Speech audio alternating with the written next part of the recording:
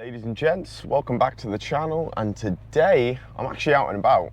I found a little spot to pull over and have a look, and basically today is going to be a odds and sods video. I need to update you on a few things I've done. I also need to show you the new tyres that we fitted, which is obviously the main part of this video. So start the video off where we go and fit the tyres. Brilliant time trying to get that all in my daily driver, my tiny little Nissan Micra. So anyway, I'll leave you with that and I'll see you guys in just a sec, update you guys on a few things.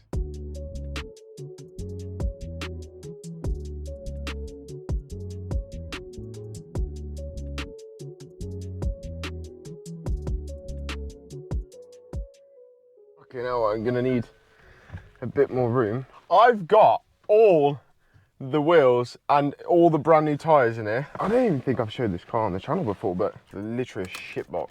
Shitbox Nissan Micra. Oh my gosh, right. Right, we're on the way to get the tyres fitted. You might be wondering what tyres we've gone for, and I can reveal I've gone for the Continental SportContact 7. The reason I've gone for them is because, like I said in a previous video, I think I'm gonna get another set of wheels with semi-slicks on. So I'm looking for something that I can potter about on, like a daily driver tyre, but also, obviously, when it's not semi-slick weather, like wet or damp or something like that, I can whack something on that's going to perform. Now, why don't I just go again for the Michelin Pilot Sport 4S's? Well, I've heard a lot of good things about the SportContact 7s, and also, I think they're a stiffer sidewall. Out of everything, what I did is I whacked it all in AI, and I said to AI what my requirements were and whatnot. And I said, look, I'm after a tyre that can basically do it all, but I'm gonna have the main set being the semi-slicks. I need a tyre that's stiffer than the Pilot Sport 4S's because they're quite squidgy, and that's what I'm hoping the SportContact 7 is gonna fix.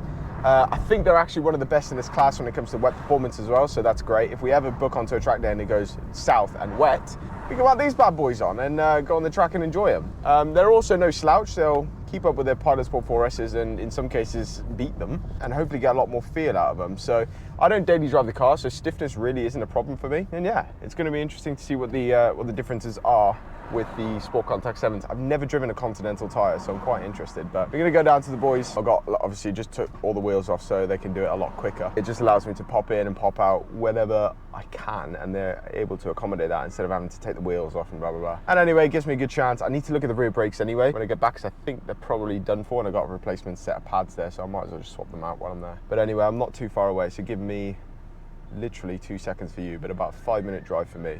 And I'll pick up where we're at. Boom, and just like that, 4 brand new tyres on the pug wheels. Obviously, I don't go around saying that I make loads of videos. I was wearing my mic. They were asking me, why am I wearing a mic? I was like, oh, I make videos and stuff, and obviously now they're watching all the videos, so if you're watching, hello. Sort me out a deal, and they're lovely guys there.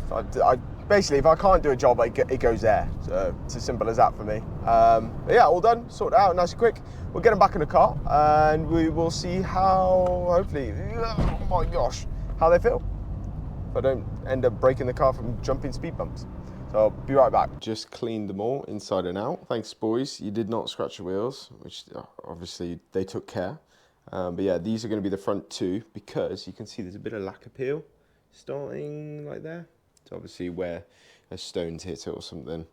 And there's a bit of lacquer peel on this one as well there. So obviously the front brakes are bigger, so it'll just hide that, and obviously they get hotter. More brake dust and stuff goes there, but these are actually pretty good nick. Tyre shine them as well, which is why they're so shiny. But yeah, these will be the back 2. So these are set to 2.2 bar. These are set to 2.4. I've just double checked it. So last job to get it back on the car, and then we can go see how it feels.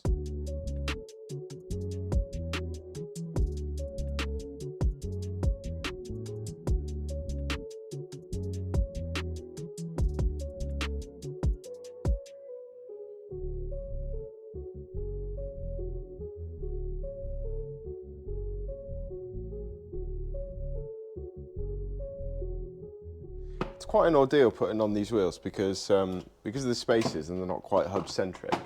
There's not enough hub for the wheel to bite on. The front wheels, you got to do it by hand in a star pattern. You got to do it with like a small, like a driver like this, wrench thing. And then you got to do it up slowly with this so it all centers with the nuts. Sometimes if it doesn't center right, then you get a vibration, obviously. So you'll only know when you get up to speed. So I think I've done it right. I've taken my time.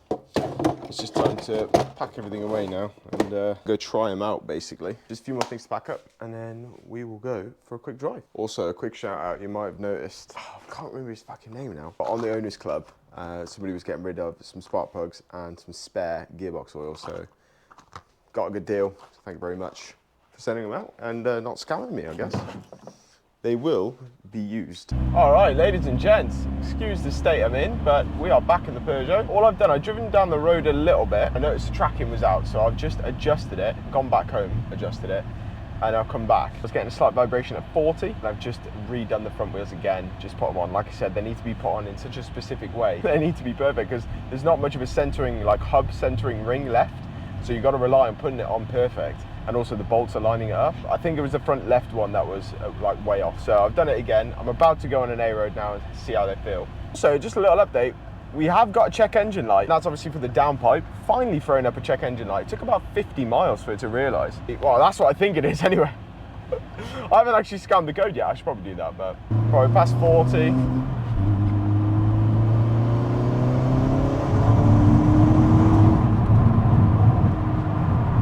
Sun is so damn bright. Right, the tracking, I've got a straight section of road in a minute and I'll be able to figure out if I've done alright. Actually, I'm doing 70 now, round the corner, and it's sticking. Alright, vibration's gone. We are back now when we are currently chilling, and what I need to do is I need to show you some things we fitted. So we're going to turn the car off and not forget the key, because that's going to be a bad idea if we lock ourselves out. Got the SportContact 7s on. These are actually really good. We'll talk about them because I've been driving on them now for a couple of days, and I've got a few thoughts. I had the Pilot Sport 4S's from brand new, so I've got some experience in that standpoint. They are different, and we'll go through that in a sec. But first things first, under the bonnet you can see we have the Funk Motorsport turbo cover, which is absolutely fantastic. So match that up with the wrapped downpipe, and heat management in here is actually pretty good. If I stick my hand here, it's relatively cold, and I've driven about 15-20 minutes, so it is actually pretty good. I have ragged it around for a little bit. Obviously it still gets hot in there, it's a little tiny engine bay, but for now this is actually a really cool solution. See, I've added the two little red cable ties at the top to match all the other red cool stuff in there, but that is one hell of a shot. Let's go for a drive and let's quickly talk about what I think about the SportContact 7s. Obviously I haven't driven them on track yet, so can't really tell you much, but I have got a few initial thoughts. So I think the best place to start with this is actually when we picked up the brand new Michelin Pilot Sport 4S's. And if you go back to that video, I'll link it up in the top right hand side, but if you go back to that video, you'll actually hear me talk about how they feel like squidgy. The thing with the Pilot Sport 4S's, obviously they come on the car as standard, and then I've replaced them with a brand new set. They never stopped getting that like squishy feeling. They always ended up being very squishy tyres.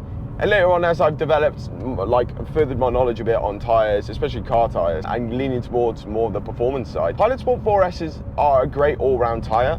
But if you're wanting like performance feeling and an actual good, solid tyre, they're just not it. They are a great tyre. I've driven some really rubbish tyres, really bad tyres in my time. Especially with like going like where it's all about looks and I'm trying to get a tyre stretch and I'm trying to get a specific size. I don't really care what the tyre is. I've done all that. I've driven on some rubbish tyres, and the Michelin Pilot Sport's certainly on a slacker. You know, we set some pretty good lap times. We kept up with a lot of fast cars on track days with the 4S's, but I just don't think that they're not it. So I decided to go for a bit more of a stiffer sidewall tyre. And the Pilot Sport 4S's are a lot more soft of a sidewall. When the guys took them off, I actually pressed the sidewall and compared it to this SportContact 7, and it's a huge difference. Like, it's a crazy difference. Pilot Sport 4S's, okay, yeah, they were worn, but I could easily squash them in half, like off the rim. The SportContact 7s, you've got absolutely no hope of crushing those in half. Like, I couldn't even bend the sidewall out, never mind do anything else with it. It is crazy.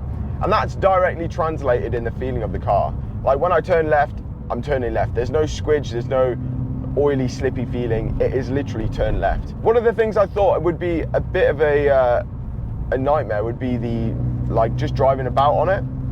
And in all honesty, it is a bit stiffer. You do notice bumps a lot more, but it's not that bad. Like, there's not that much of a difference. Oh my gosh, this thing is quick. Anyway, like I was saying, the benefit way outweighs the con. The little bit more stiffness you get on the road compared to the direct response you get of your car is actually, it's crazy. It's night and day, and I certainly would 100% recommend getting yourself some SportContact 7s over 4Ss. I'm pretty sure they're slightly cheaper as well, which is crazy. But I think the moral of the story here is, I think as time goes on and I get more experience with tyres and different brands and whatnot, I'll get more of an understanding, and my opinion may change in the future, but I feel like I was out driving the tyre, and I think in that case I still was. The amount of grip I've got now, I haven't done a track day on these yet, but the amount of grip I've got with these is already more. Like, I just feel way more confident in the car. That being said, I don't think they're probably going to be the main track wheels that I use. I think I'm going to get another set of wheels at some point in the future and whack a pair of semi-slicks on it for the good hot days. Every time I'm on a track day and I see someone with semi-slicks, they're not struggling with, you know, one lap wonder. You do one hot lap and then the tyres are fucked. They can actually go out and stay out a bit longer. So I think that's what I'm going to do. Obviously, we haven't got any track days booked at the moment. It's probably looking, there might be one at like the end of this year, but I really highly doubt it. There's a few things I want to improve before I just slap myself on the next track day. I want the limit to not be the tyre. I want to be the limit, basically. I want to be the weakest part of it all. I want the car to be really, well, the car is really, really powerful and capable. The tyres weren't. Those are the weakest link. And then hopefully at this point, it's back again to me being the weakest link, which sounds bad, but that's good because then I can improve my driving. Really, really happy. I've driven a few, how many miles have I done now? 100 miles on them. To and from work, I've been driving down A roads, B roads, just trying to get a feel for the tyres. And honestly, overall, really, really impressed with them. I might do a track day on them just to see. I might do a couple of laps and see how it goes, or, you know, maybe a session or like a morning session or whatnot. As of now, there's no plans of that unless it's wet. And I've heard these are quite good in the wet anyway. So obviously when it's not semi-slick weather, we can whack these on and hopefully it's good enough. But guys, that is all she wrote pretty much. I'm gonna go head myself home. And yeah, the weather over the next week's looking pretty good. So I'm hoping to get out and take advantage of the good weather.